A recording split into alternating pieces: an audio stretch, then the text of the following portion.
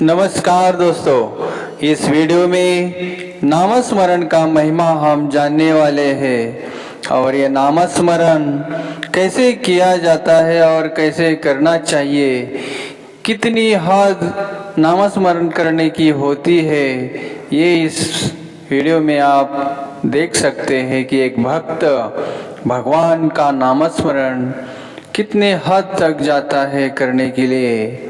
तो आइए सुनते हैं और ऐसे ही वीडियो देखने और सुनने के लिए चैनल को ज़रूर सब्सक्राइब, लाइक, शेयर और बेल आइकॉन बटन दबाइए। तो चलिए बिना देरी करके हम सुनते हैं।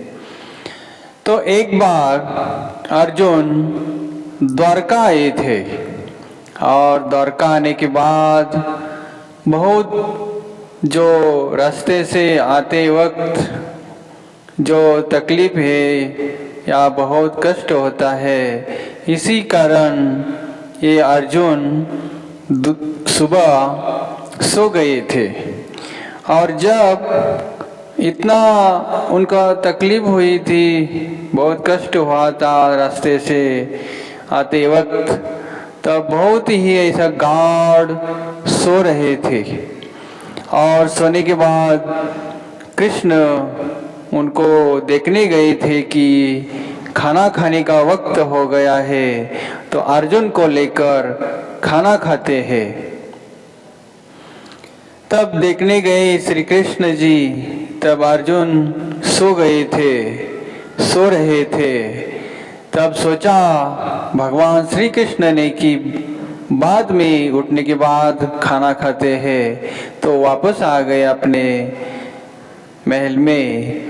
तो देवी रुक्मिणी भगवान को पूछ रही थी कि चलो खाना खाते हैं और अर्जुन को भी लेके आओ।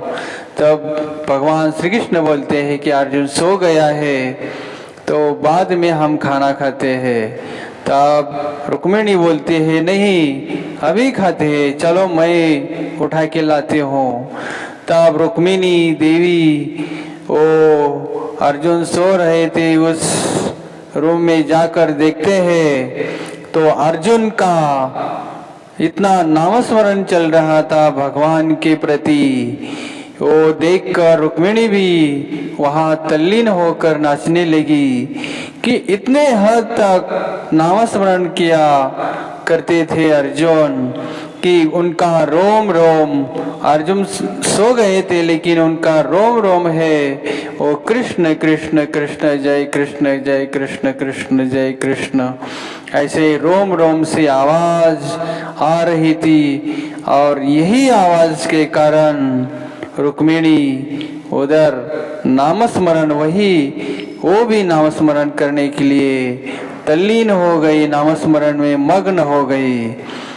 बहुत देर हो गया, वो भी रुक्मिणी भी नहीं आई, तो भगवान सोच रहे थे कि चलो बाद में देखते हैं।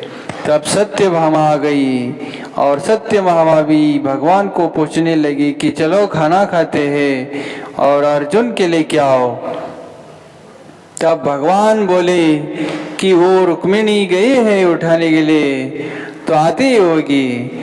तो सत्यभामा भी बोलते हैं चलो मैं भी जाके देखती हूँ और जल्दी आते हैं सब। तब देखने गई तो उसने भी वही देखा कि रुक्मिणी ने देखा था कि अर्जुन का रोम रोम जय कृष्ण जय कृष्ण जय कृष्ण रोम रोम से आवाज आ रही थी।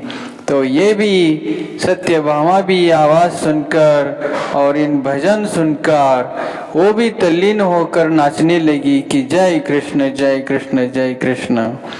ये सब ऐसा अंदर चलता रहा और भगवान बाहर इंतजार करते रहे। तब कुछ देर बाद नारद जी आ गए वहाँ।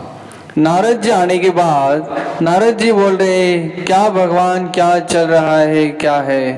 तब भगवान श्री कृष्ण बोले नारद जी हमारे यहाँ अतिथि आ गए हैं और सो गए हैं, तो बाद में हम खाना खाने वाले हैं।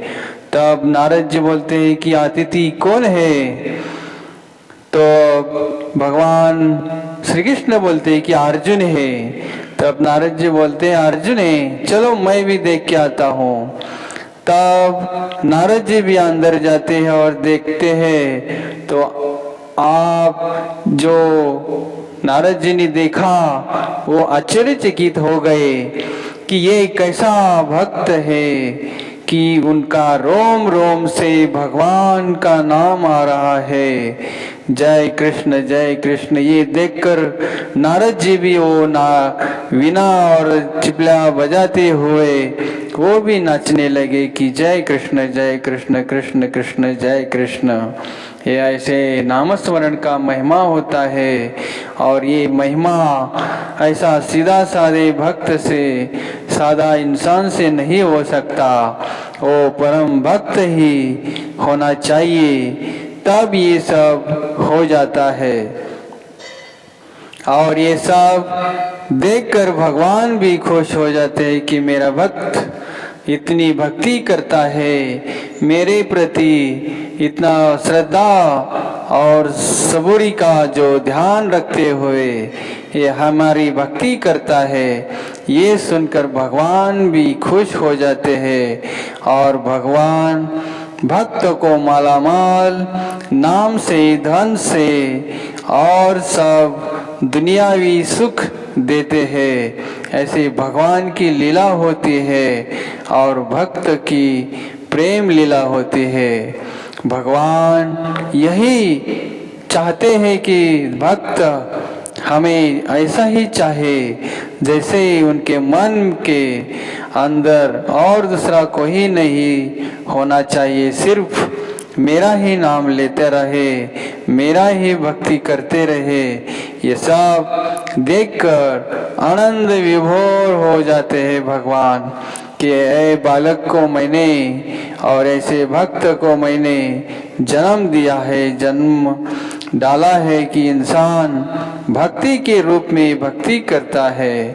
तो आइए हमें भी यही इस जो भक्ति का अध्याय है इसे हम यही सीखना है कि हम ऐसी सेवा, ऐसा नामस्मरण और ऐसी बहुत त्याग और प्रेम, नम्रता, दया, क्षमा, शांति तिथे देवाची वस्ती, ऐसे संत ने कहा है कि ये भी संत अभियो जो है ये भक्ति का वरदान, हमें भी ये भक्ति करके हमारा जीवन सुखमय और आनंदमय करना चाहिए।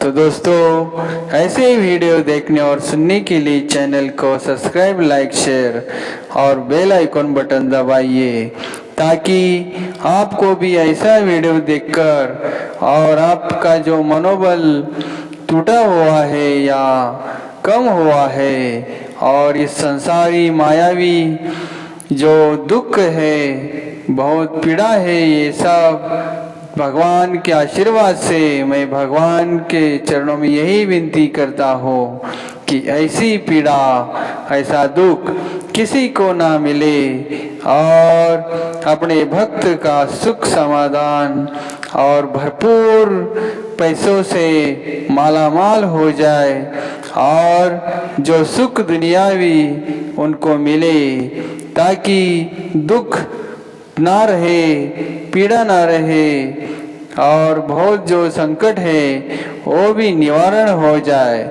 ऐसे ही भक्तों को आशीर्वाद दे दो, हम यही कामना आपके चरणों में करते हैं। और जो भी भक्त है, जो भी ये संसार में जो आया है, इनको भक्ति के जो रहता है, भक्ति का रूल और भगवान की जो आराधना करना है, ये सब उनसे जो उनके हाथ से हो जाए और उनके कर्मों में ढल जाए। तो ऐसे ही भक्ति करके उन्हें भी आशीर्वाद दे दो और प्रेम, नम्रता, दया, क्षमा, शांति ये सब गुण उनमें भर दिया जाए ताकि उनका भी जीवन सुख में, आनंद में और परमानंद में विलीन हो जाए। ऐसी भक्ति जो करे जो भक्त, तो भक्त को कुछ कम नहीं होगा इस संसार में, उनके जीवन में। तो आइए ऐसे वीडियो देखो और अपना जीवन सुखमय आनंदमय और इस भगवान श्री कृष्ण के चरणों में लीन होकर अभिमान छोड़कर प्रेम नम्रता धारण करके अपना जीवन व्यतीत करे और सुखमय आनंदमय जीवन जीने का जो सलीका है, जो रीत है, रिवाज है, ये अपनाए और दैवी गुण भी अपनाए, ताकि जो संसार में उनको कुछ बोल न सके लोग। क्योंकि इस संसार में जो रहते हैं और बहुत देखकर जीते हैं, दूसरे के जो अवगुण देखते हैं और अपना अवगुण नहीं देखते, ऐसे लोगों को भी बहुत सारा आनंद मिले।